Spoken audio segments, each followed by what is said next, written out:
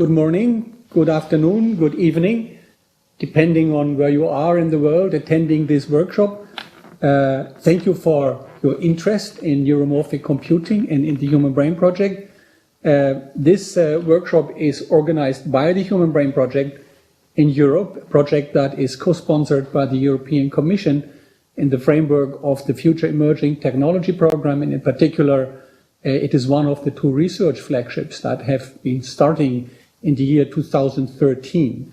I am Karl-Heinz Meyer from the University of Heidelberg, and together with my colleague Steve Ferber from the University of Manchester in the UK, I'm leading the neuromorphic computing activity in the Human Brain Project. So this is our first application workshop of our neuromorphic platform that we will be opening at the 1st of April. And although this will mostly be presentations from our side, we absolutely want you to contribute and to communicate. And so what we suggest is that you send emails to whatever comments or questions you have to the email address that you see on the screen. It's questions@neuromorphic.eu, very simple. And there is a group of experts that is sitting there to receive your questions at this moment. And they will group them to categories so that we can answer them at the end of today's workshop in a question and answer session. The agenda of today is as follows. After my introduction, which will be pretty short, we will have contributions from the Spinnaker system and the BrainScaleS system. Those are names at the moment. You will learn more about those systems, of course, in this workshop. And we have separated them in part 1 and part 2. Part 1 before the break will basically give an introduction into the architecture of the system. So it's more a technical part. And then after the break, we will show you how to use those systems, and we will demonstrate some use cases. And of course, those use cases should encourage you also to eventually become a user of those systems. We will close the day with a Q&A, as I said, answering your emails, which we hope will come in big numbers now. And I will moderate the session, the question and answer session. And the questions will be answered, of course, by the experts in Manchester and in Heidelberg. So what are the goals for today's workshop? First of all, obviously, we want to make you aware of what we believe is a pretty unique infrastructure that it will be coming online, as I said, April 1st. We will show you how it works. That's the most important thing. You will see that hopefully you'll see that it is useful for your research. We also want to encourage you to participate, to get involved, and we'll tell you more about during this workshop how to get involved. But there's also a but, of course. We will give you a realistic picture of what is involved. I mean, this is a new way of computing. It's neuromorphic computing. And it's, as you will see, it's somewhat different, maybe even in some cases very different from the way you normally do computing. So don't expect that you can just use it like you use your laptop. I mean, we did our best to give you a very good user experience, but it will be different. It's a different computer architecture. So in order to have successes and in order to do useful and cool things, you will have to learn. You will have to learn how these systems work. And this workshop should really give you a first impression, but it clearly means if you want to use those systems, it requires your personal involvement. That's very important. And what is our expected user community? We expect that most of you actually are from academic research, and so far, of course, we have been working already with outside groups. Those have been our main partners. But definitely this platform is also open for industry research. And from the response I got from many emails after announcing this workshop, I know that there are quite a few industry users, and clearly our goal is to make neuromorphic computing useful for real applications, which eventually also develop into maybe a new branch in the computing industry. Finally, last but definitely not least, this platform is also of use for education and training. Why am I saying this? I mean, as I said, it is really a new way of doing computing. And that means that you have to learn how to do it. And our experience is that the most important community for the future are those who are students now. Students of computer science, mathematics, biology, physics, many other fields. Our experience is that they are very, very interested. So if you are an educator, for example, a professor at a university, or even a teacher at a school, also consider to teach neuromorphic computing, to tell your students how to use neuromorphic computing. And there is material available on our websites on how to do that. That is also a very, very important aspect. Okay? So before we embark into the specific aspect of neuromorphic computing, let me say a very few words about the EU Human Brain Project. I said already it's a flagship project co-sponsored by the European Commission. It started in October 2013. So we have now been working for 2.5 years, 30 months, and we are now ready to offer services, which is an important step in the project, to external users.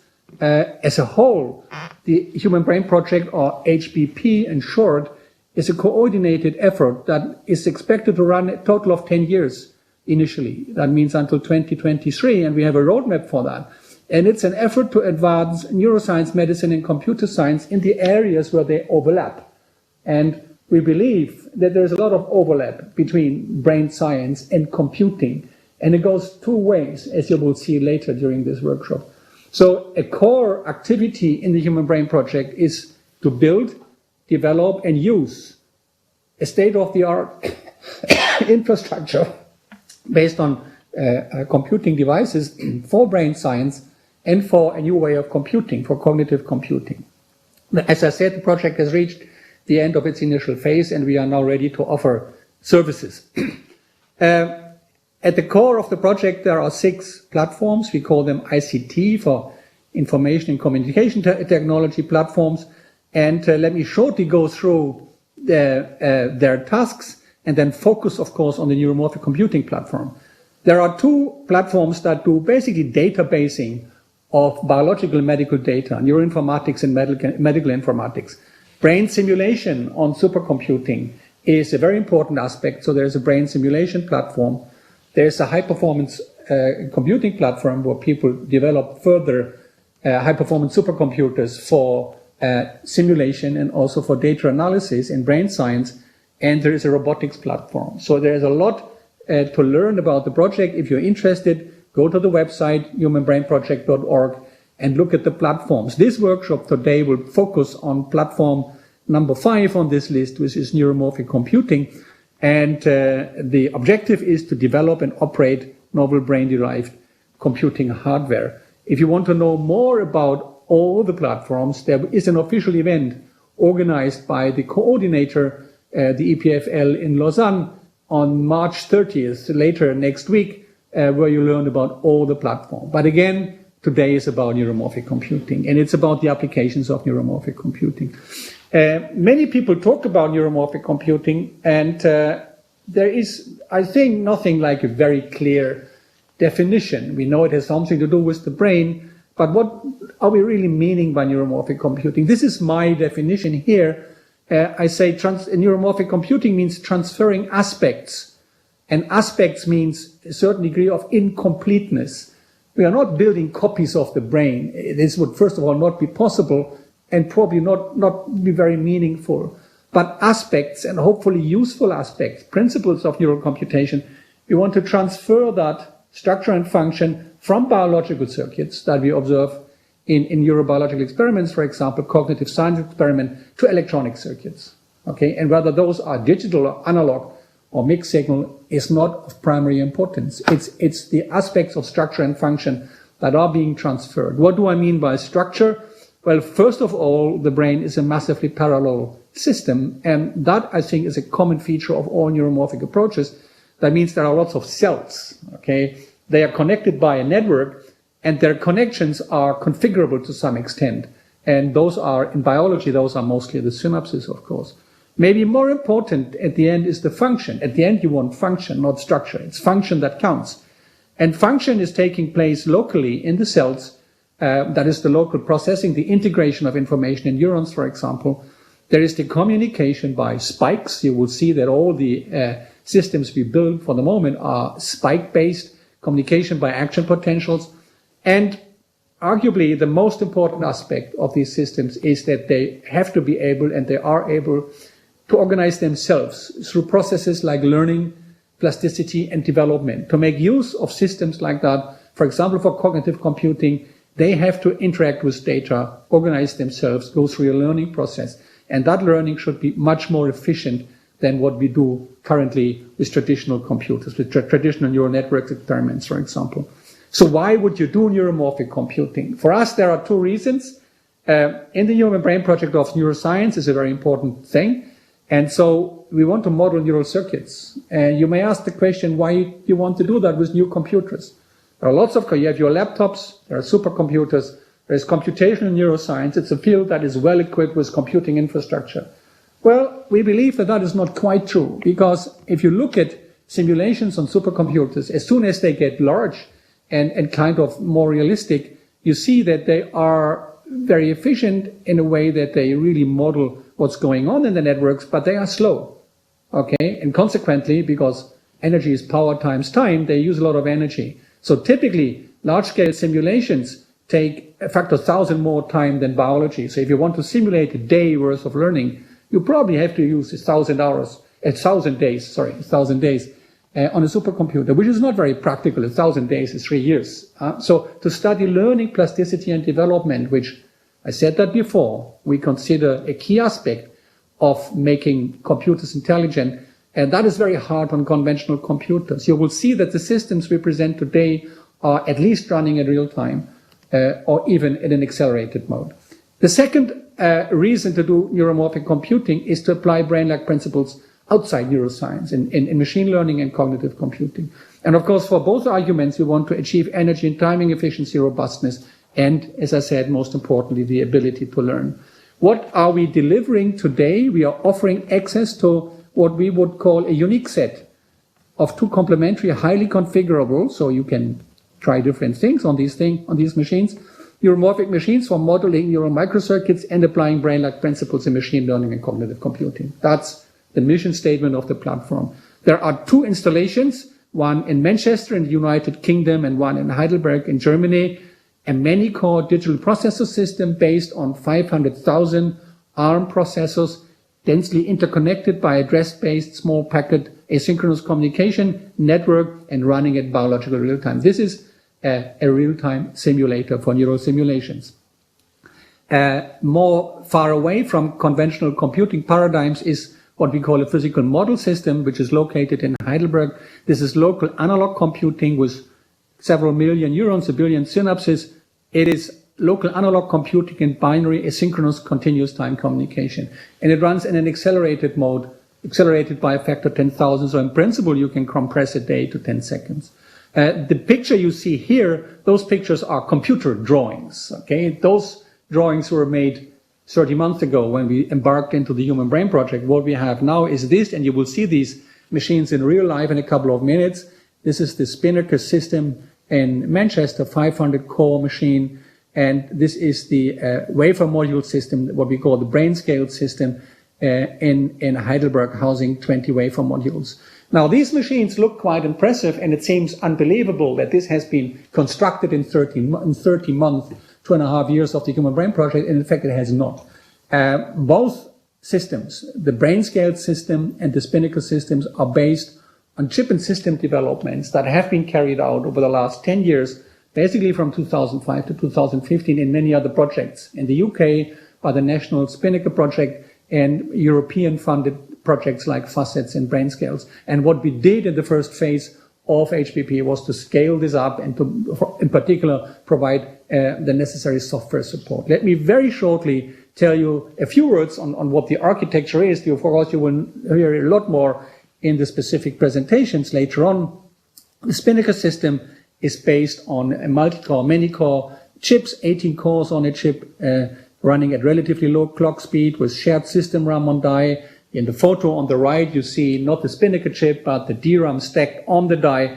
Most importantly, these chips communicate via 6 bidirectional links, and each of these links from each chip can transport 6 million spikes per second, which of course is the prerequisite for doing a spike-based neural network simulation. The HiCAN chip, which is the ingredient of the BrainScaleS system, HiCAN stands for High Input Count Analog Neural Networks. It means these chips are really modeled the neurons there. They are analog neurons working in continuous time. Its high input count is because they are modeled after typical cortical neurons with a lot of presynaptic inputs up to 14,000 here. There's a time acceleration factor, and a single chip just houses a few hundred neurons and 100,000 synapses. There is on-chip short-term and long-term plasticity. I said a single chip only houses a couple of hundred neurons and 100,000 synapses. What this system does, it has achieved wafer-scale integration. So rather than using single chips, we are using full wafer modules. This is a 20 centimeter wafer with about 400 to 500 chips. Now, other than just building a system, as I said, in the Human Brain Project, HBP, we have set up what's called a collaboratory, which is basically a set of software tools that allow you to access the platforms, not only the neuromorphic one, but also the others. And for the neuromorphic one, what you have to do is you as a user, if you become a user, to bring up a model description or experiment description. And this has to be a neural network. I mean, that's the language you have to speak, of course. And it has to be a neural network working with spikes, with action potentials.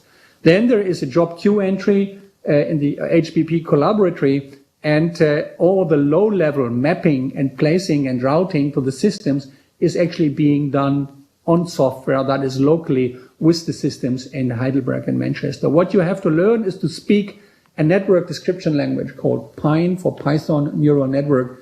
That is used to do the job entry, and you will see examples for that in the presentations.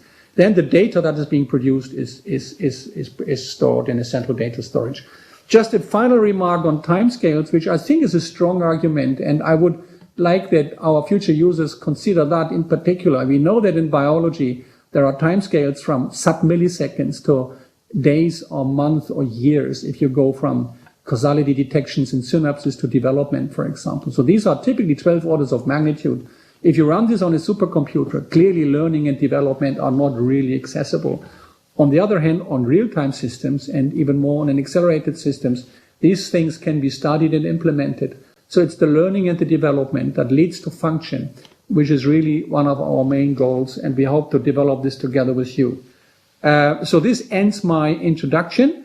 Again, if you have questions, and I think there are many, I would ask you to send your emails to questions@neuromorphic.eu. And I will now pass on to my colleagues in Manchester to start the presentations of the Spinnaker system. Thank you.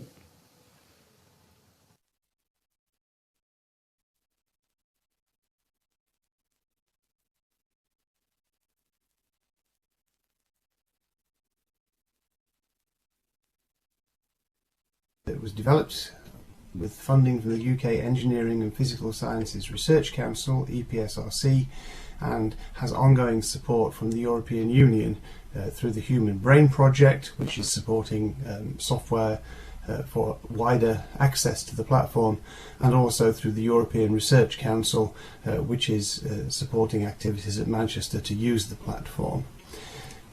The project has been developed in collaboration with a number of academic and industry partners whose logos are shown on this first slide.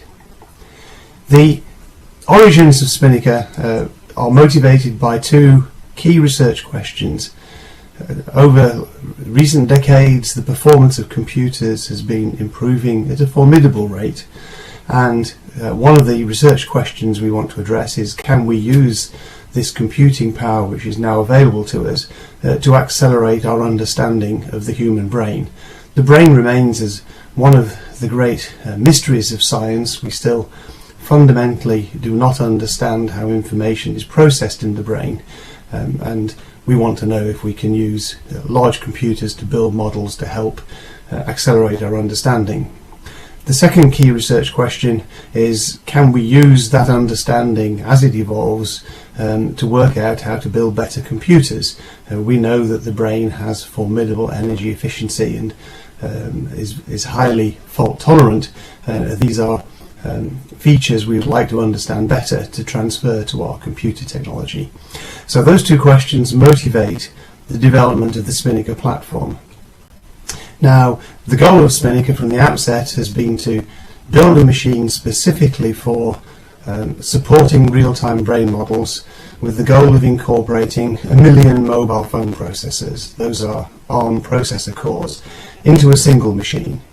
Now, we've known from the outset that even with relatively simple neural models, and a million ARM processor cores, we can still only get to about 1% of the scale of the human brain, again with very simplified models.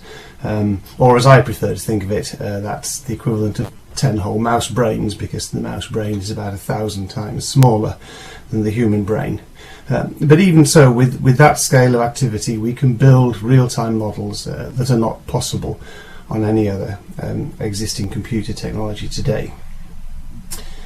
To build a machine, we've had to develop some principles. Any new architecture has to have principles to guide design decisions, and the key principles that have driven Spinnaker's design are listed here. The first one is perhaps the most important, virtualized topology. Within the brain we find many different neural network topologies, and if we build a machine to model these, we don't have to rewire it. We don't want to have to rewire it for every new topology.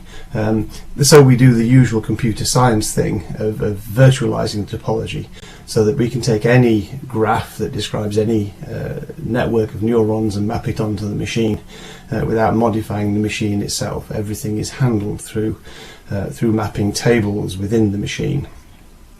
The second key principle is based on the observation that the thing that tends to destroy the performance of large-scale parallel systems is synchronization. So with Spinnaker we simply don't do it. The whole machine runs asynchronously.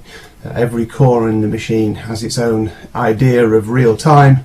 Things happen when they happen, and the processors and the software simply have to cope.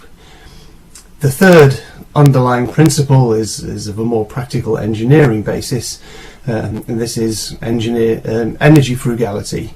It's clear that a machine of this scale is going to consume significant amounts of energy, so it's only right that we worry about this throughout and try and minimize the cost of the machine in terms of its energy consumption. So that's led us to an architecture which is illustrated here. It's a relatively conventional two-dimensional mesh with triangular facets, where each node in the mesh comprises two microchips. One is the custom Spinnaker microchip that we've designed ourselves here in Manchester, and the second chip is a standard commodity large SDRAM, 128 megabytes of memory, and we connect these together in a two-dimensional mesh, and this mesh allows us to make connections between all the various processors to support real-time models. So if we look inside the Spinnaker chip, we see the microchip layout, which incorporates 18 ARM microprocessors. Why 18? Well, it's a pragmatic number. It's the number that will fit on a chip that can be manufactured reasonably economically. We then put the memory chip in the same package. So if you look at the substrate picture at the top left here, the larger, lighter square chip is the Spinnaker chip with the 18 ARM processors, and the darker rectangle on top of it is the memory chip, and these are connected together using gold wire bonding, and then the whole thing is put inside the black plastic package, which is about 2 centimeters square and has the attractive sail logo on it. The name Spinnaker comes simply from spiking neural network architecture, and there's no obvious association with sailing, but that connection makes for a nice logo for the project. If we look in a bit more detail at the chip itself, then we can see the key features highlighted here. The processors are small processors. They're synthesized with some other logic and are shown here in the light blue rectangle. Each processor is very closely connected with its memories. The lighter green memory here contains the code. The darker green memory contains the key data, and both of these memories are very close. They're within a millimeter or two of the processor. My view of computer energy efficiency is that the energy consumed by a computation can be thought of as the number of bits you have to move to do the computation multiplied by the distance they have to move. So the key thing for energy efficiency is to keep the frequently used data very close to the processor, and on Spinnaker it's within a millimetre or two. The less frequently used data, the larger data structures that describe the connectivity, are held in the DRAM chip, and that's about order 10 millimetres away from the processor. So quite close, but not as close as the frequently used data. The other key area on the Spinnaker chip is the red area shown in the middle here, and this is the router. On Spinnaker, when a neuron generates a packet, the processor that models the neuron simply drops a packet representing the neuron spike into the fabric, and then it's routed around the machine to potentially many destinations. The routing principle is multicast, and so a single packet from a single neuron can go to 100,000 destinations. And this is, in one sense, conventional packet switch routing. In another sense, of course, it's been very much miniaturized, because a typical network router occupies a 1U slot in a 19-inch rack, and on Spinnaker the equivalent functionality occupies a few square millimeters in the center of each Spinnaker die. So we've had to greatly simplify and scale down the packet switch routing mechanism to fit it onto the chip, but this basically is the heart of Spinnaker. It's the key innovation that makes Spinnaker capable of running real-time neural network models, which are very difficult, in fact infeasible on a conventional computer. To look at a bit more detail on that routing, here we can see the multicast routing principle, and it's very simple again. Each spike that's generated by a neuron is represented by a packet which has 32 bits of neuron source address. This is address event representation. The 32 bits means that we can uniquely identify 4 billion neuron sources, each given a unique identifier. The packet then has an 8-bit management overhead and an optional 32-bit data payload, but if what we're carrying is a pure spike, then we won't use the payload and the packet will be 40 bits. To route the packet, we take the 32-bit address representation and we pass it into an associative memory, and the associative memory does a lookup, a parallel lookup with all its entries to see if it recognizes the source of the packet. The recognition mechanism is what's called ternary. It's 3-state, which means it can include don't cares. So we can look for a pattern in the 32 bits where several of the bits can be marked as don't care, and that allows us to route groups of neurons with a single table entry. If we recognize the packet, then we look up in RAM and get a bit vector out. This bit vector includes 18 bits for each of the local processors on the chip, plus 6 bits for each of the interchip links, and that incoming packet can then be copied out to any or all of the local processors and passed out along any or all of the links to neighbouring chips, which allows us to support the sort of routes that are shown here, taking packets from the red core through a turning point at the white core, and in the case of the red core at 1,1, this can then be sent to the 3 yellow cores that are shown connected by a red line, and we have highly flexible multicast routing. Now, in order to map a problem onto Spinnaker, we don't expect users of Spinnaker to want to write real-time ARM code or to construct these rather detailed routing tables themselves, and so we've developed a software suite that does this automatically. The user describes their network in one of the standard neural network description languages. Within Europe and for HBP, the main language is PyNN, which simply stands for Python Neural Networks, and the user can enter a PyNN description, and then we have a tool suite which will analyze that PyNN description, work out how to map it onto the machine, build all the necessary binaries, and then they can load onto the machine and run. So in principle, using Spinnaker is exactly like running a PyNN model on a local simulator on your desktop. Our tools will perform all the mapping onto the machine. Now, we don't implement every possible feature of Pi, and we implement a subset, but it's a useful subset. Once the program is on the machine, then the execution model is strongly event driven. This is again an approach that's intended to maximize the energy efficiency of the machine. And so the basic state of each processor that's modeling some neurons is it's asleep, and it wakes up when an event happens, it handles the event, and it goes back to sleep. And the three key events in conventional neural modeling are firstly the arrival of a packet. A neuron that has an incoming connection has spiked. That causes the processor to wake up, because the data it needs to handle that spike is typically in the SDRAM, and all it does is set up a DMA to transfer that data from the SDRAM, and the processor goes back to sleep. When the transfer is complete, then the second type of event, the DMA event, wakes the processor up again, and it processes the synapses associated with that spike input. The third event is the millisecond timer tick, and this is typically used to drive the differential equations that represent the neuron. The solution of those equations is moved forward 1 millisecond on every millisecond tick, thereby maintaining the real-time nature of the modeling. Now, those three events, of course, can happen concurrently. There can be many happening at once. So we have a simple low-level real-time operating system running on the processor to handle them. But the basic principle is as I've described. We've built a number of machines based on the Spinnaker technology.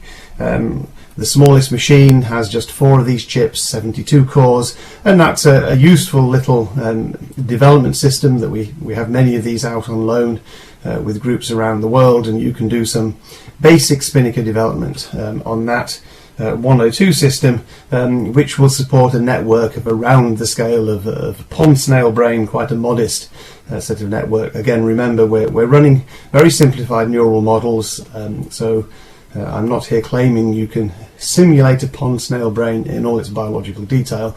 This is just a reference for the scale of network that you can support. The bigger board, which forms the basis of the larger machines, has 864 cores, and that can simulate a network of the scale of a small insect. These boards can be assembled into a card frame, and we can get 20,000 cores in a single 19-inch card frame, and that's about the scale of a frog brain. And then we can assemble these card frames into 19-inch cabinets, and one cabinet will give you about 100,000 ARM cores, and that's about the scale of a mouse brain. And then we move up to the HBP platform, which is being launched this month, and that's got 500,000 cores, and that's the biggest system we've built. Our internal plans are continuing to expand that towards our original target of 1 million cores, but at this stage what we're launching is a 500,000 core platform. So to conclude, Spinnaker is a large-scale neural modeling project. It's been about 18 years in conception and 10 years in construction, but it's now ready for real-time action. We have systems out with about 70 groups around the world. We've built systems of varying scales, and they're all running, and the Human Brain Project is now supporting software development and making the 500,000 core platform available online to users anywhere in the world who have interesting problems for which that platform is well suited.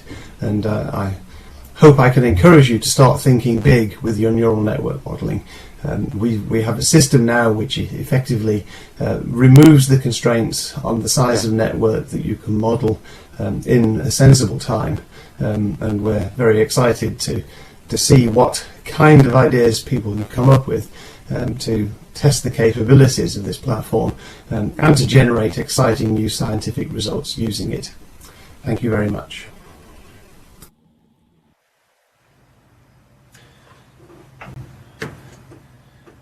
All right. I think we're now going to move to the machine room to see some real Spinnaker hardware.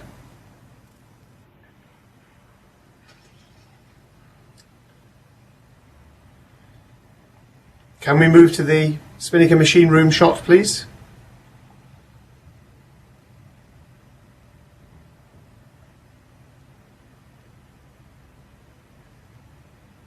Hello, Dave. Right. What are you showing us there?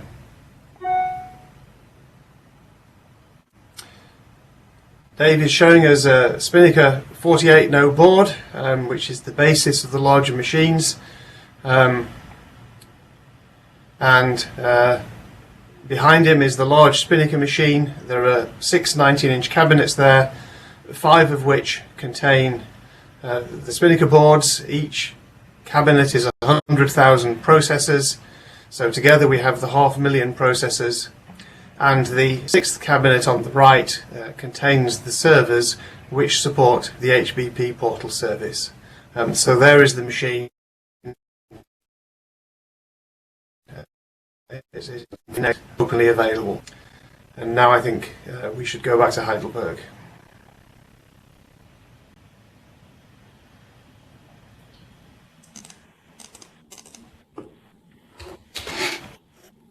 Hello, so we are back in Heidelberg, and I will give an introduction to the BrainScale system. My name is Erik Müller, and I will start from top to bottom, bottom to top.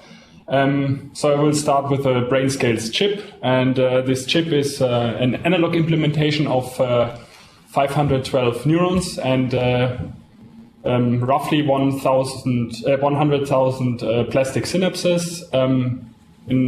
One important aspect is that it runs in continuous time, so we cannot pause the operation of the system, and it just continues to run like a biological neuron.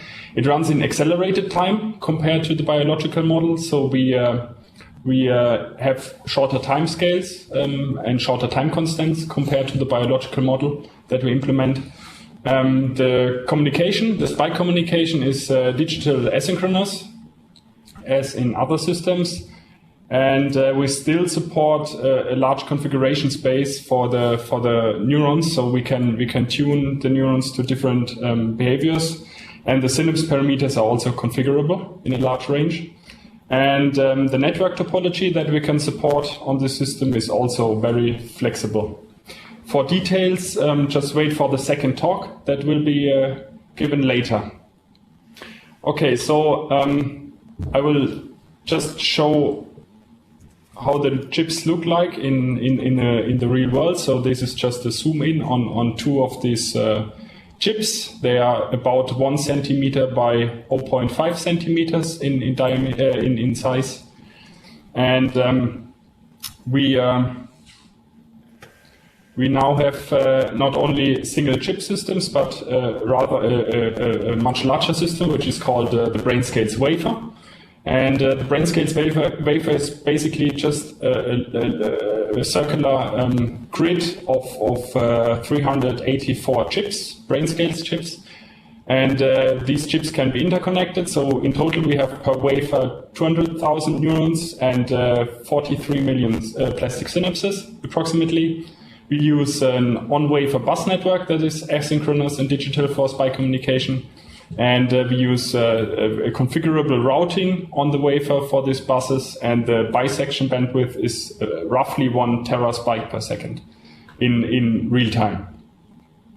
For injecting spikes and recording spikes, we use off-wafer communication, and this communication is distributed all over the wafer surface. So we use many links for these connections. We use digital synchronous communication at this point, so we record the time, the point in time when an event was injected, was recorded, and we also use the time to inject the spike at the correct point in time. The bandwidth for this off-wafer communication is roughly 10 gigaspikes per second in our time domain. And the total configuration space, static configuration space of the wafer is approximately 100 megabytes. Okay, so now a short zoom in on this wafer. You can see these rectangles that are basically just the chips that are located on this surface. Another zoom in where I just add some overlay to mark basically the identical units. Basically, we have copy and pasted units of 8 chips that are just repeated all over the surface, and the small rectangle within this square is a single BrainScaleS chip, or HiCan chip as it was called earlier. Okay, so now in this movie I just show how the wafer is roughly attached to the system. So we have a large PCB on the table, and it's basically mounted directly on top of this printed circuit board. The printed circuit board, in a similar fashion as the wafer, has these connector stripes that are used for the vertical connections. So we connect basically the connectors of the PCB to the connectors of the wafer. In this picture, you can see the backside of this main printed circuit board, which hosts a lot of electronics that are used for power control and monitoring of the system. We use a certain fine-grained grid of power control and monitoring to be able to disable problematic parts of the wafer and to increase the yield of the complete system. Okay, so the complete wafer module also consists of other parts, as you can see on the right. In total, from user perspective, we are able to record 12 concurrent analog traces. So we can, for example, concurrently record 12 of these analog neurons in parallel. Each of these recordings run at approximately 100 megasamples per second, so it's quite a high data rate. We have 48 gigabyte buffer memory, basically for spike input and output recordings, to be able to have real time, to meet the real time constraints of the system. And we use we have up to 4 gigabyte per second host uplink, and have dedicated host computers that are assigned to a single wafer module. And we also use resource management on different levels. For example, on the top level, we use the HBP Neuromorphic collaboratory interface, or it's also called Neuromorphic platform interface, so it's NMPI. And on the lower level side, we use Slurm, which is a conventional cluster management tool. Here you can see now the disassembled wafer module, mechanical parts, PCBs that are used for real-time control, the wafer on the left, the main PCB on the right, heatsink on the right, and some other electronics that are used for input, output, and monitoring, and power supply, of course. Okay, so now we have the assembled wafer module. It consists approximately of 100 printed circuit boards, so quite a large number. And this is basically our test bench for new wafer modules. We use this setup to test the wafer modules before installing them into the machine room. Okay, so now I come back to the host uplink. So we use 1 gigabit Ethernet links, a lot of them. In total, we have 48 gigabit links per wafer module. And the complete system that we have is consists of 20 BrainScaleS wafer modules. So in total, we have up to 4 million neurons and approximately 1 billion synapses, plastic synapses. We also have a control cluster for accessing the system and controlling the system that consists of 20 compute nodes, in total 4 teraflops, approximately 800 gigabytes of RAM, and some SSD and hard disk drive space storage for storage of temporary output and input data. And the network that we use is based on 10 and 40 gigabit Ethernet.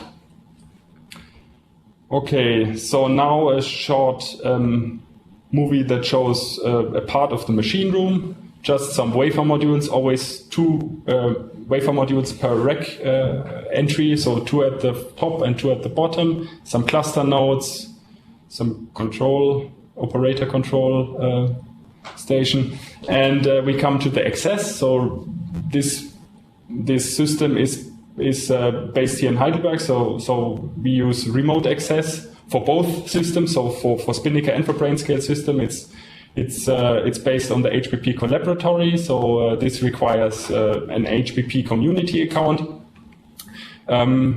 At the end, Karl-Heinz Meyer will explain how to get this community account. There will be an explanation on the neuromorphic.eu website on how to get this account. And you also have to request access to the platform to be to get resources granted on the system. I have a short movie that shows how this web-based resource request works. So basically, we now logged in into the HBP collaboratory. We go, we search for the Neuromorphic main collaboratory, and go to this collaboratory. Click on the Get Started button, and here we create an own personal collab. I just call it demo, in this case 4321, some description. I set it to private, so it's only visible for me from the beginning. I can also add some other colleagues later. So I now search for this collab and go to the overview page. So here you can add team members, read our guidebook, the platform guidebook, and you can also request resources. And this happens in the Resource Manager tab, and there you can request access to the system. The exact specification of what you have to specify here will be explained later, and it will be also explained on the neuromorphic.eu website. After some time, you get basically, hopefully, the access granted, and then you can start to use the job manager, which is shown in a later talk. Okay, so we come back to the user interface. So we provide non-expert usage for the system. I will, at the end of this talk, show a short demonstration give an overview of how this works. We also try to have the best possible reproducibility for the system. It's an analog system, so you have noise in the system, but to avoid problems that can arise from software and calibration data, versioning problems, we also allow users to specifically select a certain software version and calibration data set. And we also do logging of system properties and events. In the top right corner, you can just now see an example recording of wafer temperature and system temperature. So we do this all the time to monitor the system behavior. Okay, so now I come to the example. So starting from a very simple spiky neural network description, we have a stimulus top left that stimulates a neuron A, and the neuron A is connected to neuron B, and we want to record neuron B. Okay, so how would you transfer this experiment to the hardware? So the first step would be this description language PyNN, which will be also explained in the later talks. And this description language PyNN is then by a large software stack, it is translated and mapped to hardware configuration. And this is then, in this case, it's a very small network, so it fits on a single HiCan chip that is located on a wafer module. So I only highlighted one HiCan chip. And this HiCan chip is now zoomed in on the right, and I add some graphical representation of the network. So we have the stimulus that enters on the left, and the stimulus is then routed to the neuron A. I can maybe just use the mouse to indicate this. So it's routed into the synapse array. The synapse array is basically this large rectangular area here on top and on the bottom of the chip. And the neuron A basically gets this input via the synapse here. And neuron A outputs its data on the bus network. This bus network then routes back into the same synapse array to another synapse, and this synapse connects to the neuron B. And this neuron B is then routed to the to off wafer, and we can now record the spikes and the membrane potential, the membrane trace of this B neuron. Okay, so that's it for the hardware introduction of the system. So now just a short movie that shows the machine room, how it looks like currently. Okay, thank you. Okay, thank you very much. Thank you to Steve Ferber and Eric Müller. This concludes the first part of our workshop, and we started to receive questions actually, which is very good. And I would like to encourage everybody to send even more, so have an interesting Q&A session after part two. Part one, as you heard, was very technically, and that's why we are here, was dedicated to explaining you what the systems are like, what the architecture is. And part two will now be about specific use cases, giving you examples on how to use the system. In order to relax a little bit, we will now have a 5-minute break so that you can go and answer your emails, have a coffee or whatever, and be back in 5 minutes sharp. And I hope to see you all again. So, welcome back, everybody. I hope you're still there. We are going to the second part of this workshop, which will be very interesting because it's really now going to applications. And we will start again with Spinnaker, switching to Steve Ferber, and then afterwards going back to Heidelberg, and finally doing the Q&A. Let me remind everybody once again, please don't forget to send your questions to questions@neuromorphic.eu. So we go to Steve Ferber now.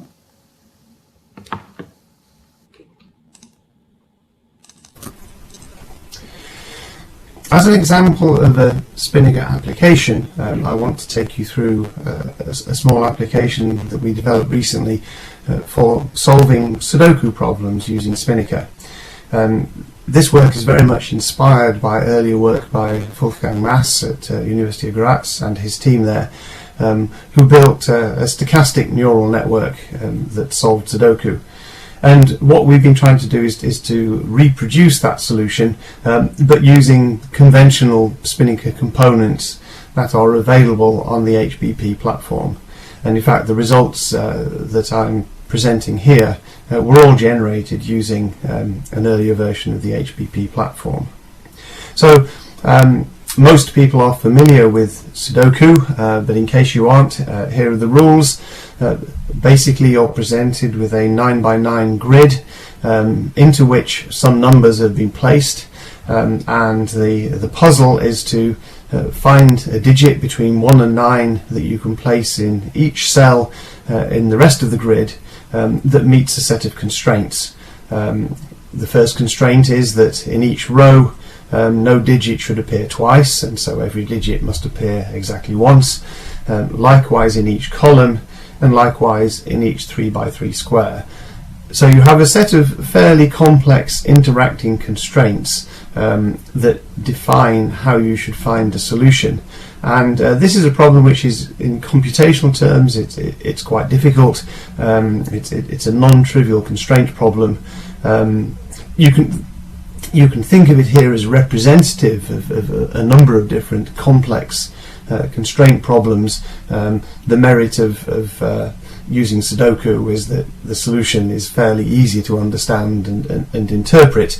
Of course, solving Sudoku isn't terribly interesting as a computational task. You can get an application for your smartphone that will do this algorithmically, but this is just an illustration of how you can use stochastic networks to solve complex constraint problems.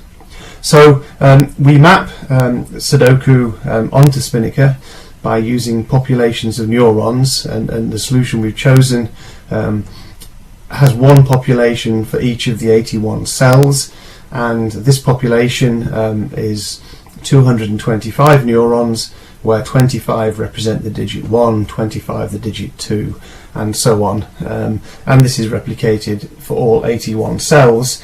In addition, we add noise to the system by connecting a Poisson noise source neuron into each of those neurons. So each of the 225 neurons in a cell has its own Poisson noise source that generates the stochasticity that we want to enable the network to search the potential solution space without getting stuck in a local minimum.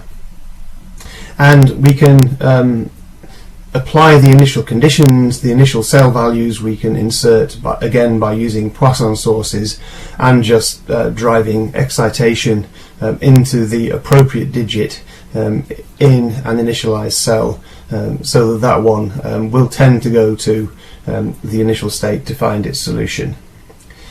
We then need to impose the constraints on the problem. Effectively, in our network, the rules of Sudoku are built in at a low level into the network itself. And if you think about Sudoku, if you have a particular digit in a cell, then you can describe the constraints as saying that if this cell is a 5, then the other 5s in that row and the other 5s in that column and the other 5s in that 3 by 3 square should be inhibited. They should be discouraged. And so we have inhibitory connections between the cells. Also within a particular cell, if 5 looks likely to be the answer, that should inhibit 1, 2, 3, all the other digits within that same cell. So if you put all these together, then you end up with about 12.5 million synapses. So it's a non-trivial network. But this can be described in PyNN very efficiently because PyNN adopts a population model, and coding this up without paying a lot of attention to detail comes to about 165 lines of Python. PyNN is a Python language. Now, when we run the network, obviously we want it to converge on a solution to the problem, but we also want to get some feel for what the network is doing as it converges. And a useful measure for assessing its convergence is the network entropy. When we run the network, we generate a lot of spikes, and we store these spikes and download them from the HBP platform for post-analysis. And we estimate the probability of a particular digit in a particular cell by spike counting. We take some shortish time window, we count the number of spikes that the 1 neurons fire, the number of spikes from the 2 neurons, and so on, and we normalize those to get a probability for each digit. And to smooth it a bit, we accumulate the values, so we don't take a very small window and count small numbers of spikes. We take a large enough window and then we smooth it over historic values. And our best guess for the solution at any point in time is the probability, is the digit with the highest probability within that cell. But we can also get an entropy measure of the complete network by the usual sum of minus p log to the base 2p gives us the entropy in the network in bits, and we sum that over every value in every cell across the 9 by 9 space. As a reference, we can compute the maximum entropy of the system, which, as usual, is the entropy you get if every digit in every cell is equally likely. In other words, every digit has a probability of 1/9, and if you do the sums there, then what you find is the maximum possible entropy in the network is just over 256 bits. So that gives us reference. And we can then run the model and see how the entropy behaves and see how the solution emerges. In the solution, the video that I will show, we colour cells that have initial stimuli and are correct. I mean, the initial stimulus isn't overwhelming, so sometimes it doesn't dominate, but when the initial stimulus is dominating and it's correct, then that cell is coloured grey.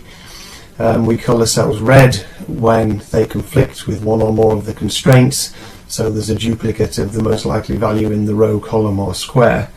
and we colour them green when all the constraints are satisfied.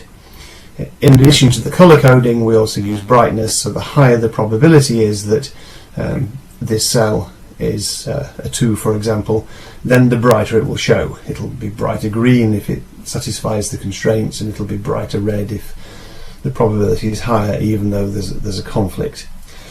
And that allows us to enter an initial condition, run the network, and observe the solution emerging.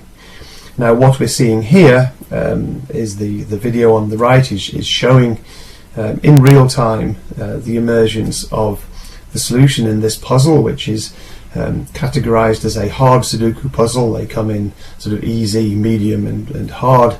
I believe there are also diabolical ones, but this is merely a hard one. And you can see that after 10 or 15 seconds, the correct solution emerges and is stable. The entropy graph at the top left here shows that the entropy starts near the maximum level of 256 bits and comes down fairly steadily but quite rapidly, and where the entropy is coloured red, again the solution is not consistent, but where it's coloured blue, the solution has become consistent, and we can see that the solution stays consistent once it's emerged. The anomalous looking feature at the right hand side of the entropy graph, where the entropy appears to go up again, is an area we're still exploring. What's happening here is that we're actually reducing the noise in the network. The idea being that as with simulated annealing, as you approach a solution, if you reduce the noise, then you ought to settle more firmly into the solution. Here the opposite appears to be happening. As we reduce the noise, the entropy in the network is going up. I'm not yet entirely sure what that means. This is part of the experiment that we're conducting. Below that you can see the complete set of raster plots for all 81 populations. There's a lot of information there. These are quite hard to read. But it shows you the every spike in the network. Well, an individual spike is probably not visible at this scale, but we have every spike in the network in its 30-second runtime displayed there. So the current state of the Sudoku model is we've done all the runs via the HBP portal service, which has been available within the project for the last year or so, and of course this now becomes fully available outside the project. The Sudoku model takes the order of 6 minutes to run on the machine. 30 seconds of that is running the neural network, and the rest is the overhead of compiling the network, loading it into the machine, and then extracting the spike data at the end of the run, where we are extracting every spike from the run, and that generates around 50 megabytes of spike data file for post-analysis. The analysis itself only takes about a minute. We've explored various variants of this network. The one I've shown you is a network where a solution emerges. If you don't provide any initial states, then with an appropriate noise setting, which turns out to be lower than the one we've used here, then the network dreams an arbitrary Sudoku solution. We're still trying to really get a good understanding of the role of the noise in this. And as we've seen in this particular example, if you reduce the noise, the entropy increases. There are various ways we might extend this in the future. We're trying to think if we can create a homeostatic noise control, and even more difficult, I think, is could we actually build a network which, instead of having the rules of Sudoku hardwired into it, it could infer those rules by being shown some example solutions. But this is an illustration. This is work in progress, and it's an illustration of how the Spinnaker platform can be used to support research, in this case research into an abstract neural network, but a similar approach could be used to model biological networks. You can get the data, you can ask questions about the data, you can go back and remodel. The machine is offered as a general purpose platform to support this sort of research, and we hope you find it useful. The Sudoku model here uses less than one big board. It's using a percent or two of the 500,000 core machine. And so the potential is there to support really large problems, and I'm very excited at the prospect of seeing what the wider community can come up with by way of large-scale problems that really test the machine and exploit its full capability. Thank you very much, and I hope you find Spinnaker useful in your research.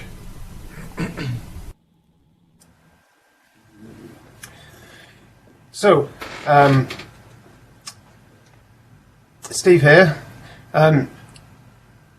We've seen an introduction to the Sudoku application as it can operate on Spinnaker, and now we have a couple of short videos which just show the process, firstly of submitting the Sudoku job to the HBP portal, and then secondly, because it takes 6 minutes to run, we cut out the 6 minutes and we have a look at how we extract the results from that portal, just as a simple example.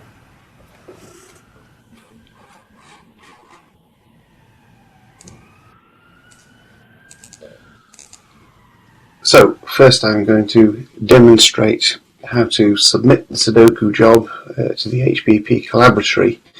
Here's the Collaboratory web page. If we go and look in the collabs, in my collabs, and we find there's the Sudoku collab, with these little warnings.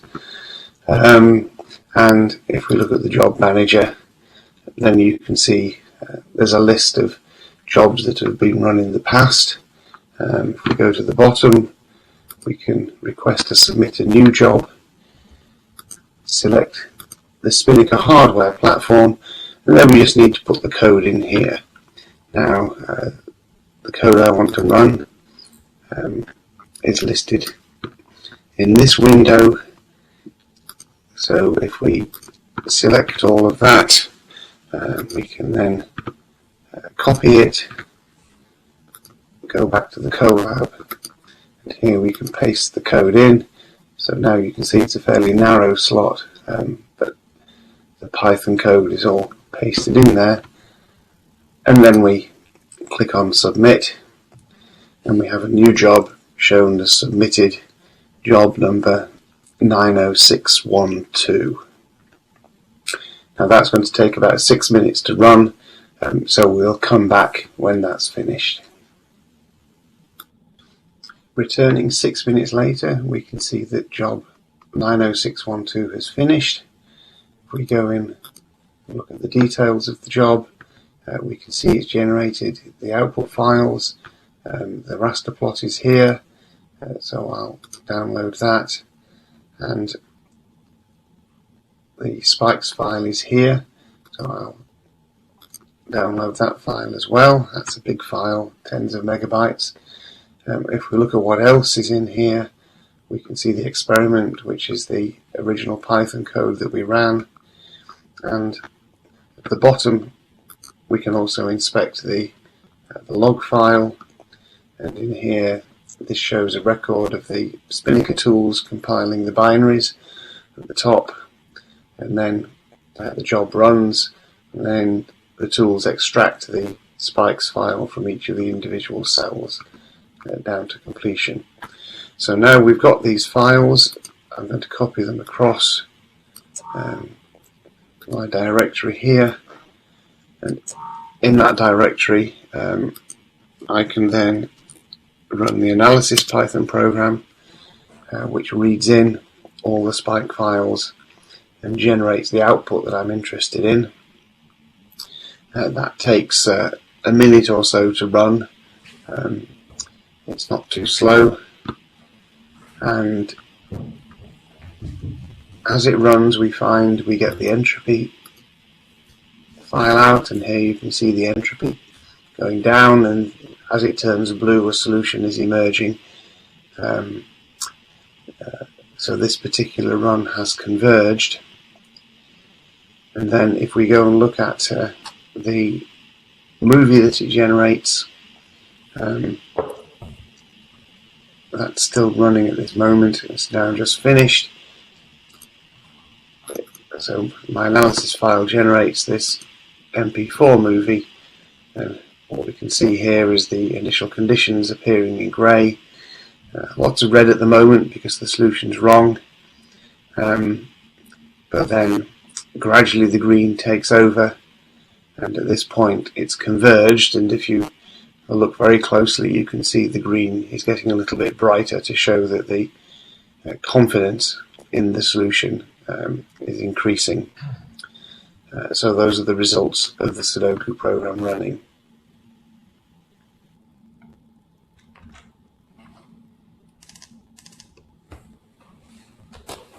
Hello, my name is Sebastian Schmidt, and I'm happy to give you some more details on using the BrainScale system. But let me first remind you of what we are modeling, which is neurons and their synapses, which mediate the communication between them with spikes. So what happens if a spike is received by a neuron? Its membrane will integrate charge. And when this charge, or the potential of the membrane, passes a certain threshold, it will elicit a spike again. The dynamics of integration on the membrane can be expressed via the given differential equation.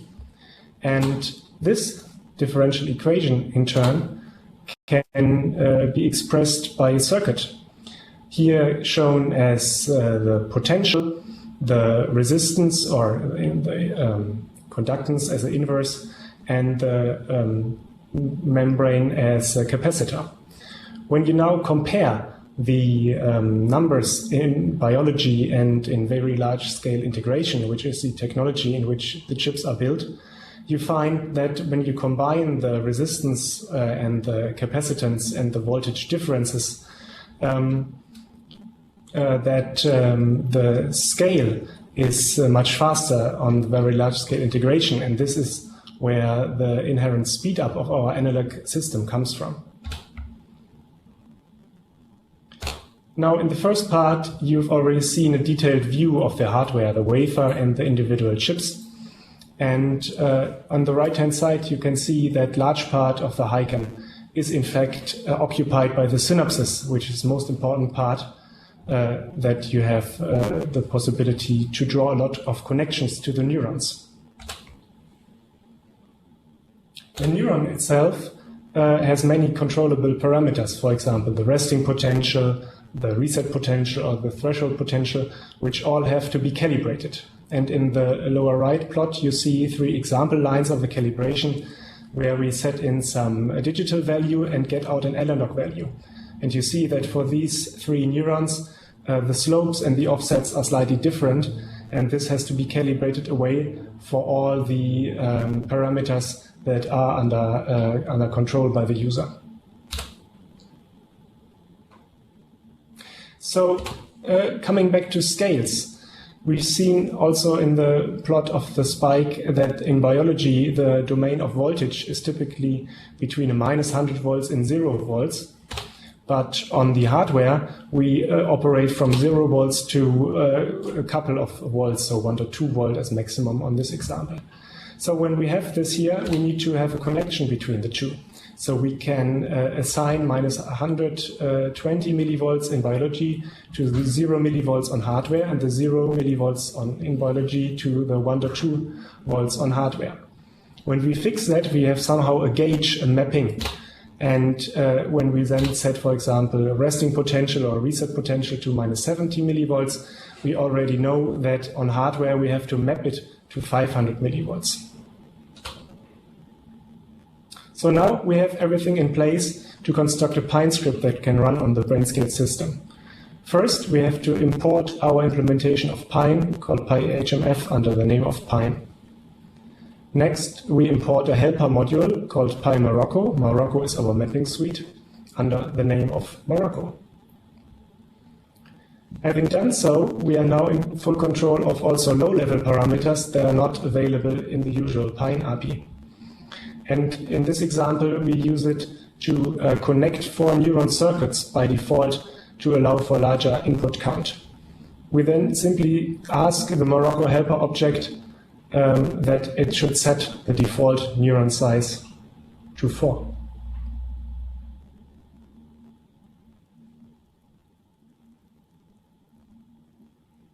We then need to instruct our PyNN module to use this Morocco object, simply by assigning it in the setup call. Now we can come back to the potentials which are given in PyNN in the units of millivolts. We do this by setting up a PyNN dictionary here called params, where, for example, we set the resting potential to minus 50 millivolts, which is 700 millivolts on hardware, and similar for the threshold and the excitatory reversal potential. We then set up one neuron, and in PyNN this is done by setting up a whole population, but just of size 1. We give it a neuron model, which in this case is an integrated fire model, initialized with the parameters we just set. We also want to stimulate the neuron, so we set up a variable stimulus, again via PyNN population, this time of size 5, and we want to give precise spike timings with the help of a spike source array.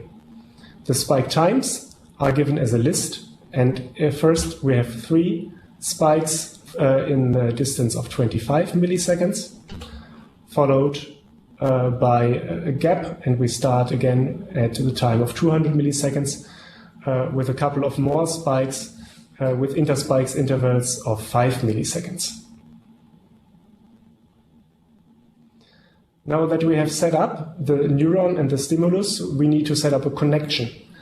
And here we want to have an all-to-all connection. So all 5 input sources should be connected to the neuron. And we set up a pretty large weight because we want to stimulate the neuron strongly. And then we connect the 3 with a projection. So we have the stimulus, the neuron, and the connector. And our target is the excitatory synapse of that very neuron. That's all we have to do. Now we have to ask PyNN to run, again for 300 milliseconds, which is, because of the acceleration factor of 10,000, only 30 microseconds on the hardware. And then we end the program. Now, as Steve Ferber showed, we can put this script into the Neuromorphic platform interface, HBP collaboratory, and run it and receive our results.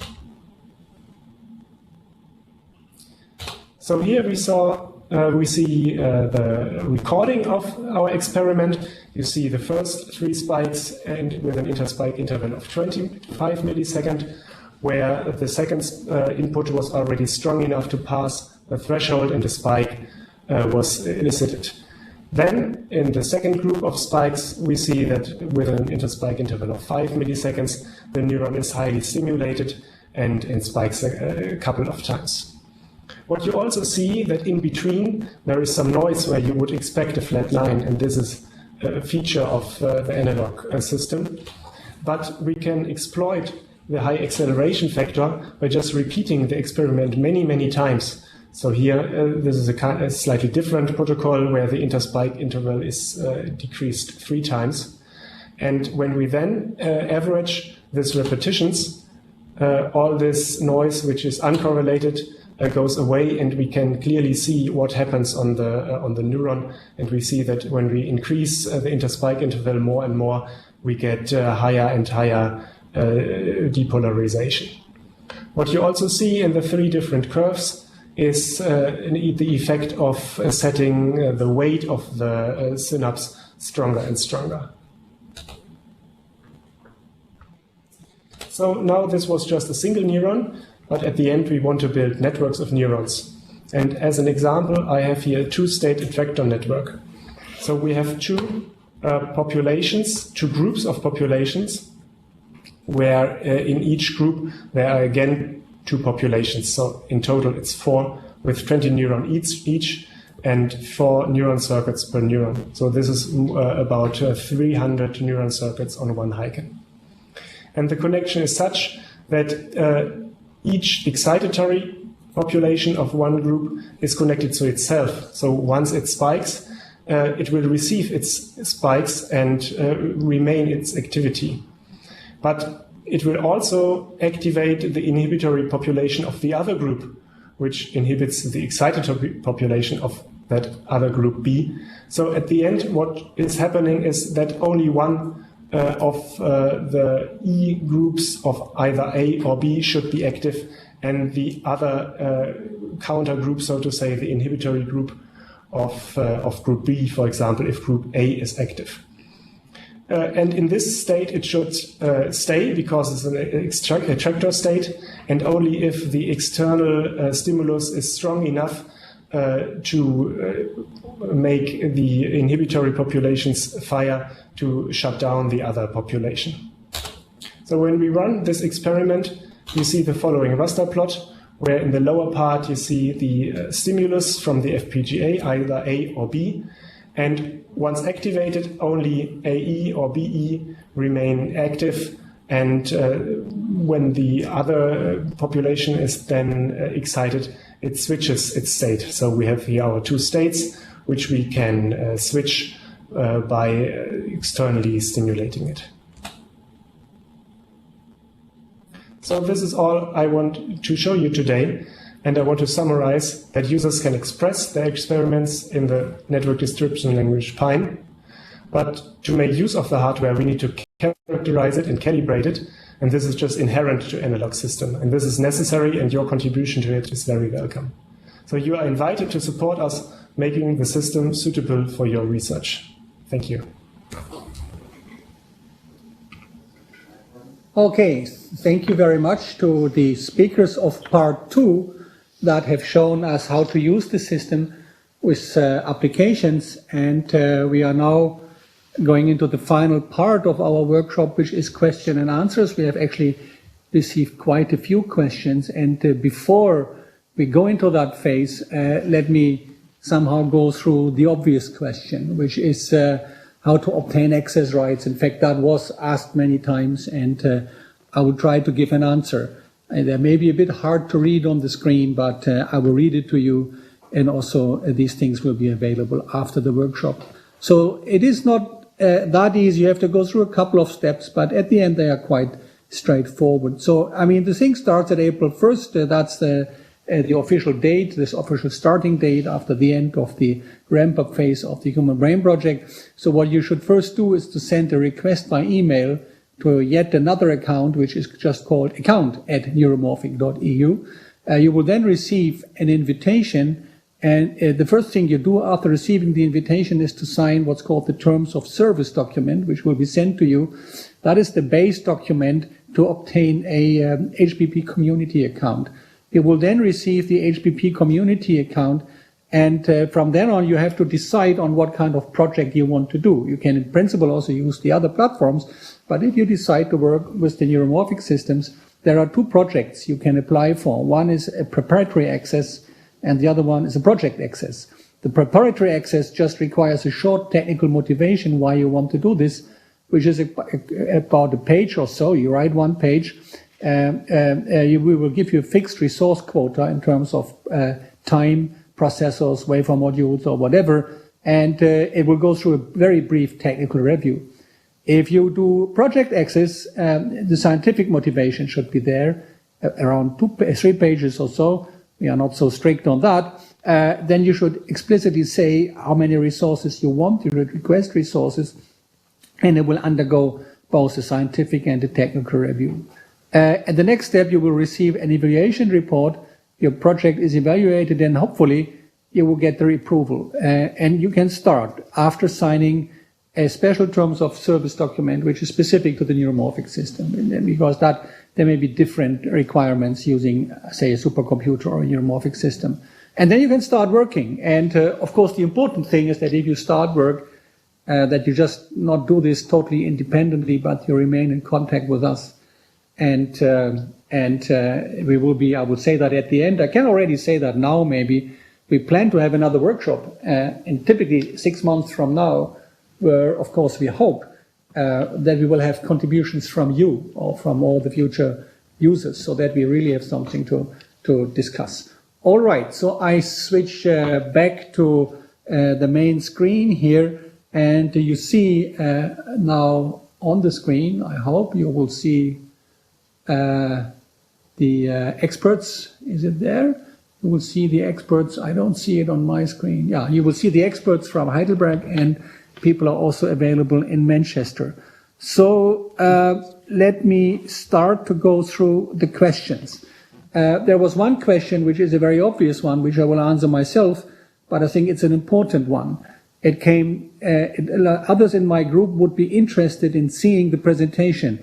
Is a recording of the presentation going to be available for later viewing? And indeed, that will be the case. Like all YouTube streams, these things will be kept online, and you will be able to see it as often as you would like. So let's go to the more technical questions. And the first question is actually on the Spinnaker system. I read it to the people in Manchester that are supposed to answer it. What is the current support for close-to-hardware system programming of the Spinnaker system, and what are the plans for the future? I'm thinking of something akin of C* that existed for the connection machine, or OpenCL support. Steve or David? Access to the Spinnaker API via HBP. So, the preferred method of access, although it's not the answer to the particular question, is via Pine, because that's really what the Human Brain Project is about. There is a lower level. There is a lower level support, which is known as Spin1 API. We're still in two minds about whether we should open this up for public consumption. I suppose if... Are we still... Yeah. So we're in two minds about opening the Spin1 API up as a public API. A number of our robotics collaborators are indeed using this. So there is some merit in doing this, but of course what that brings with it is the requirement for more software support, because you're supporting an API publicly, which at the moment is just a private API. So I think that probably answers that question. Okay, thank you, David. Next question, again to Spinnaker. How to buffer all asynchronous events to Spinnaker? Time window in millisecond, question marks. That's to you, mate. I didn't understand the question. What was... How to buffer asynchronous stuff? Why is there only a millisecond? Well, we have techniques for inserting external spikes. Is that what this is about? So we have buffered I/O, which allows you to feed spikes in from the host server as the simulation is running. The machine is not strictly limited to millisecond time steps. That's our standard time step model. It is possible to change the length of a time step, and it's also possible to run it in a multiple of real time. So you can slow it down, for example, by a factor of 10 if that suits the thing you're trying to simulate. So we have models that are specified in 0.1 millisecond time steps, and currently we tend to run those with a factor 10 slowdown so that the real time step is a millisecond. But both the factor and the actual time step are variable parameters. Okay, thank you. Next question.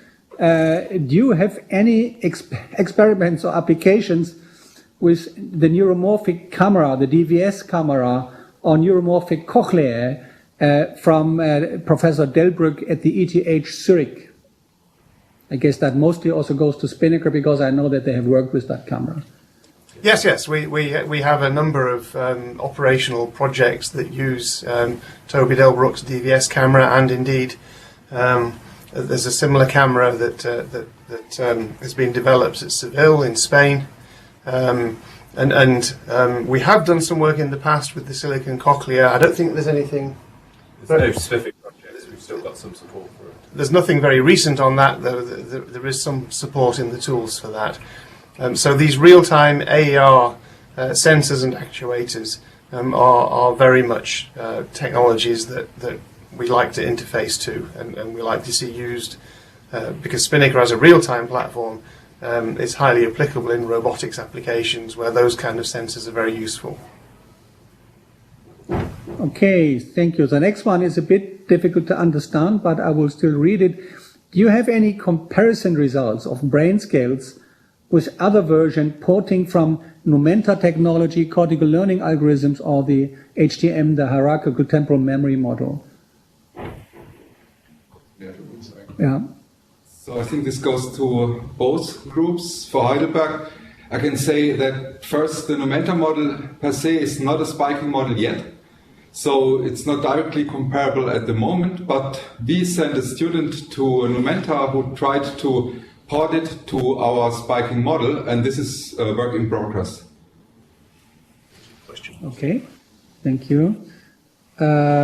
Next one is a very essential question, and I guess both sides or both machines will be able to give an answer there. Is it possible for online learning using Spinnaker or BrainScaleS? If yes, which application can one have in mind, in brackets, classification, prediction, or other things? So it's a question about online learning. Who wants to start? Well, BrainScale? Okay. As you wish. Yeah, go ahead, speak. Yeah, we go first. So the answer is yes, we support online learning, and any of those sorts of applications come within the remit. Because we are a real-time spike-driven system, then the applicable learning algorithms might be restricted, but variants of spike timing dependent plasticity are certainly supported, and the general support for online learning, I think, is pretty generic. For the Heidelberg machine, sure, we support online learning. We have two different modes of online learning. We have built-in hardware in each synapse for spike time dependent plasticity. And we have a very fast loopback to the external programmable logic, which can, in the same timescale as the model, also modify synapses to provide more different or more non-standard online learning methods. Okay, thank you. Next question is about gaining access. People want non-bureaucratic access to the system. I think actually bureaucracy is relatively low, and I hope it became clear. I mean, after what I explained, if you just want to get started in writing a page or so about what you want to do, I think is not asking for too much. So that should be relatively simple. There is a specific question about the small boards that actually both projects offer, the Spinnaker group and the BrainScaleS group. Maybe we can get answers. I have explained the access to the large system, but how can one get access to the small board, Spinnaker and BrainScaleS? Again, Steve, you want to start? Yes, we have quite a large number of small boards currently out on loan with various project partners around the world. So if you have a strong case, you can try and make an argument for a loan system. We're also set up so that we can sell the big board systems to academic research labs, and we're trying to broaden that to national labs and industrial users. There are a range of mechanisms available, but if you want direct access to hardware, for example, because you want closed-loop coupling between a Spinnaker system and a local physical robot platform, then contact us directly, and we can talk about it. Okay, Heidelberg? For the BrainScale system, we have single chip systems that can be used in research calibrations, and just get in contact with us. I mean, the size of the chips is limited, so it's much smaller than the full wafer system, but for small networks, it's interesting. So it's a couple of hundred neurons and 100,000 synapses. And clearly, there are interesting things you can do. So next question is about neuron models that are supported, which I think is an important one. Question how it reads is which neuron models are supported? Isikovich neurons, quadratic, integrate, and fire. I'd like to have something that can produce its own spikes, so I don't tend to use standard leaky integrated fire neurons. So this is a general question about which neuron models or which modifications of neuron models are available. Again, starting maybe with Manchester and then go to Heidelberg. So on Spinnaker, the neuron models are written in software. They're currently written in C. Of course, they have to be carefully written because they're components of the real-time runtime parts of the system. The standard models that we can offer built into the tools at the moment are leaky, integrate and fire, and of course they will generate their own spikes if you put a bit of bias into them. And we also have Izikevich neuron models on there. We can extend that. That's the current directly supported set, but as I say, with a little bit of real-time C coding, you can extend it to any neuron model that fits the architecture. Spinnaker's really tuned to the point neuron end of the spectrum scale of the neural spectrum. If you want to implement full multi-compartmental Hodgkin-Huxley neurons, we're probably the wrong machine for that. But you know, adaptive exponential, quadratic exponential, Izikevich is already there. Those kind of neurons could relatively easily be supported by Spinnaker. Heidelberg? Yeah, so the actual implemented neural model is not leaky, integrate and fire, but the adaptive exponential ALEX model, and that supports a large range of firing modes. But that's of course a feature of a hardware implementation that once you decided for a neural model, you can't change it later. But if there's a strong case for a different model, one would need to consider it for next revision to change or extend the neural model. Okay. Can you comment on multi-compartment models? Yeah, so there is also a single chip, multi-compartment chip, and in the next wafer-scale system, multi-compartment will also be included. I'll be happy to talk about project. Okay, so there are a few more general questions. One is about support. Is there any support, for example, by email or telephone, available for early adopters? I mean, how should people communicate with the groups? Again, to both Manchester and Heidelberg. Well, it may also be worth bringing Andrew Davison in on this because there's the central collaboratory support as well. But for Spinnaker specific support, we have a user group, and that's already quite an active email list with our various users around the world. So if you post a question to the user group, then it will come to our team here in Manchester and typically be answered well within 24 hours.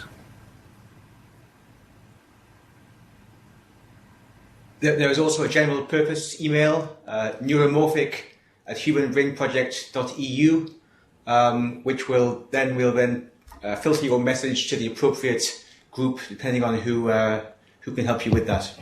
That's the first point of contact. Yeah, okay. There is another question which is probably pretty obvious. That's the relation and the comparison to the True North system from IBM. So the question reads, what do you think about other neuromorphic hardware like True North from IBM? It's a tough question, but I think we should give both groups a chance to answer. So, Steve?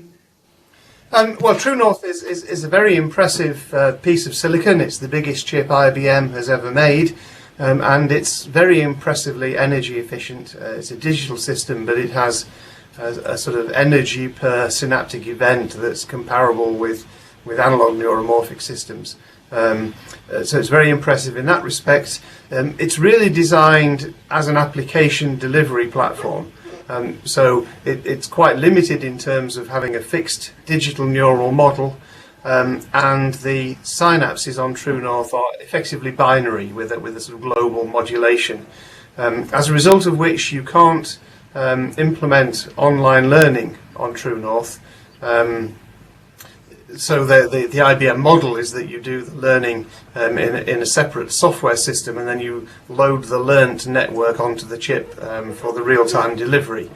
If you compare that with Spinnaker, the Spinnaker system for an equivalent number of neurons is physically much larger. it consumes significantly more power, but it's also very much more flexible. So we can, as discussed earlier, support a range of different neural models. We can support a range of plasticity rules. We can do online learning. So I see Spinnaker primarily as a research platform and True North primarily as an application delivery platform. Johannes, do you want to say? Yes, I won't repeat what Steve said about Spinnaker. That's all. About the True North. That's all true. That's really a great application-oriented, hardware-based system. In fact, the energy per synaptic operation is rather the same than in our system. It's approximately 50 to 100 picojoule. But the difference is that our system needs to run 10,000 times faster to achieve this energy efficiency. So it's not built for applications, but similar to Spinnaker, the focus is on research. This compression of time by a factor of 10,000 allows us to really test several parameters or do statistical research or try different learning strategies with the built-in online learning in a very, very short time frame, which is not possible in real-time systems. Okay, thank you. So another question is, it's an important one, are there offline tool chains available for developers? I think that's an important, do you always have to work with the chips, for example? I guess that's what it really means. Are there offline tool chains available for developers? Again, Manchester and Heidelberg. Well, because the network is described in Pine, effectively you can use any Pine platform for offline development. So you could, for example, download a free Pine simulator such as Brian, or I think you can run Pine on top of Nest. So you can use software simulators, and provided you restrict your Pine model to a Spinnaker compatible subset, then you should have a model which you can load in very straightforwardly onto the hardware. So I would say the primary offline development environment would be any simulator that supports a Pine front end. And the platform. Yes. And for the Heidelberg system, we have a public simulator that is a that implements a behavioral simulation of our hardware system. So you can use that for local development of models and basically adaptations of your model. And it's basically it's the usual step that you have to take in between before going from a spike-based neural model that works in a simulator to a network that runs really on the hardware. So you have this step in between, and this software package is called ESS, and it's available public. And we also plan to make the source code available as soon as possible. Soon. Okay. Next question is about the data protection. How is my data protected on your system? So perhaps I can answer that one. So in the HBP collaboratory, each project is part of what we call a collab, and each collab can be public or private, and you can choose who has access to your collab. And then if it's private, then only people who have access to your collab can access the data produced with the system. If it's public, then at present anyone can download your data. This could be subject to revision if we have enough requests for protection of data in public collabs. We can also do that, but at the moment, private collabs, your data is private. Okay, thank you. Next question. I have a large network model of the mouse cortex. I currently simulate with Nest. I'm really interested in using all of your system to speed up my simulations. Is this possible? Both Spinnaker and Heidelberg.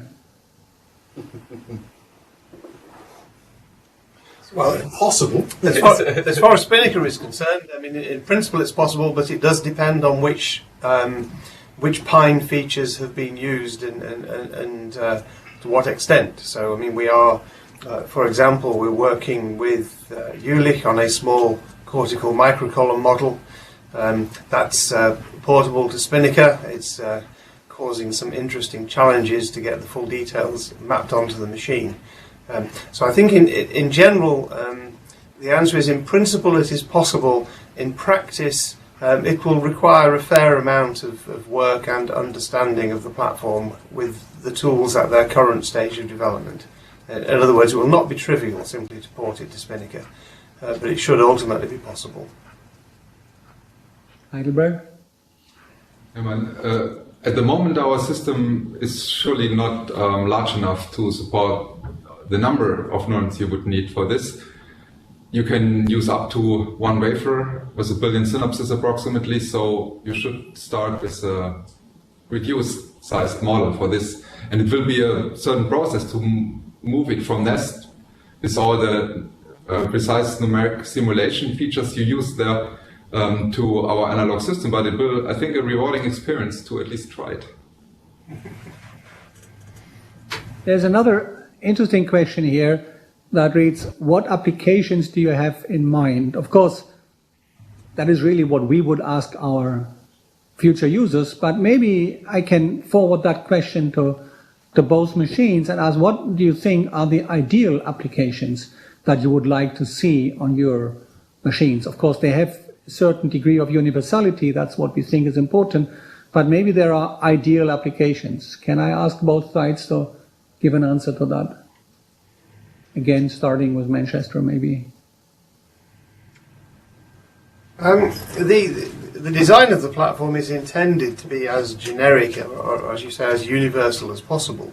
However, the architectural parameters have generally been tuned to typical biological values such as spike rates, fan-in, fan-out, and so on. So biologically realistic networks are more likely to map fairly comfortably onto Spinnaker than are synthetic networks that, for example, use very high firing rates or have sort of pathological connectivity patterns that are not found in biological systems. Ideal networks, I don't think there is an ideal. We're interested in cortical models, in deep learning networks. There's a whole range of networks. I think what I'm really interested in on Spinnaker is large-scale systems. I think if your network is small, then there's not much to be gained by moving it to a neuromorphic platform compared with running it on the PC on your desk. But if your network is large, then I think we have something substantial to offer. And also plasticity learning. I would a little bit disagree here with Steve, because I think there are two dimensions here. One is the size, the other is time. And I see the application for our system, especially in long-term experiments.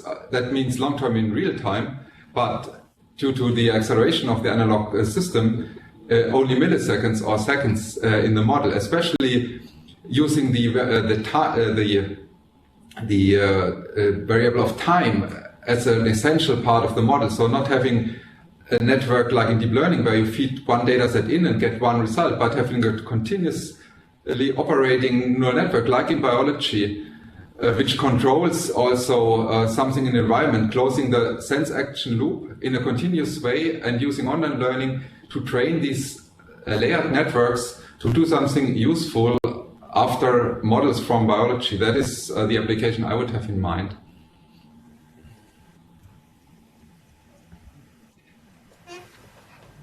Sorry. Thank you. Questions keep coming in. So there is one which is directed to Spinnaker, but I think is a general question that can be also answered by both sides. It says, first of all, thank you so much for the workshop. It's a pleasure, of course.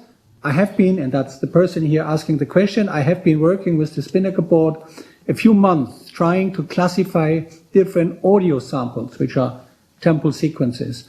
I've tried the STDP algorithm, but does Spinnaker support backpropagation learning through PyNN? Again, I think that's a question both machines should answer. But again, first Manchester. It's about backpropagation learning. Andrew Davis as well. Mr. Pond. Yes. So backpropagation, of course, is a very useful learning algorithm for continuous networks because it takes how is it expressed, a globally useful function and translates it into a locally implementable rule.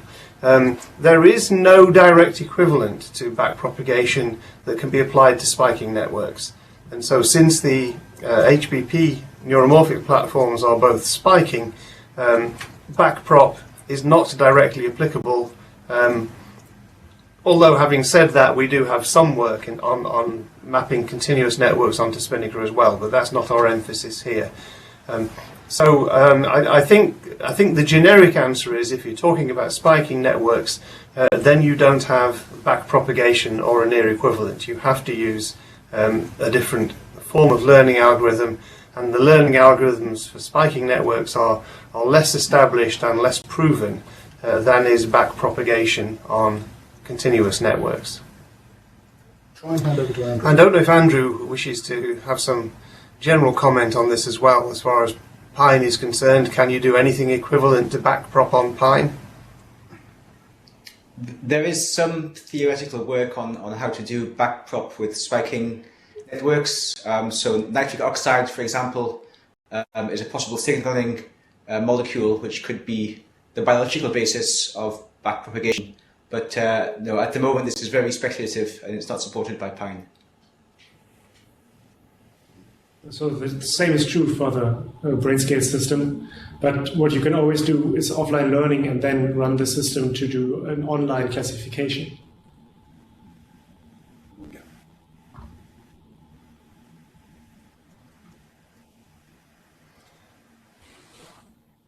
Sorry, we don't hear you. I'm sorry, I forget pushing the button. So I think we have exhausted the questions. There are some general questions about when will we be able to simulate the human brain. I think after answering the mouse question, that doesn't really require an answer at this moment. It's clear that there's a long way to go. We are starting to look for smaller systems, but I think it's a very interesting and exciting experimental environment that we are offering to you now. So I don't see any more pressing questions coming in through email. And I would like to thank everybody, those who attended the workshop through YouTube or Adobe Connect. I would like to thank my colleagues for making the contributions. I would like to thank our technical coordinator, Björn Kindler, who made this whole event and the transmission and the coordination of movies and contributions possible. And I wish you a good evening, morning, night, wherever you are now. And I hope that you come up with applications, that you come up with applications to be part of our user community. And I hope to see many of you back, either as just participants, but hopefully also as users in 6 months from now, when we will organize our second application workshop. So thank you very much.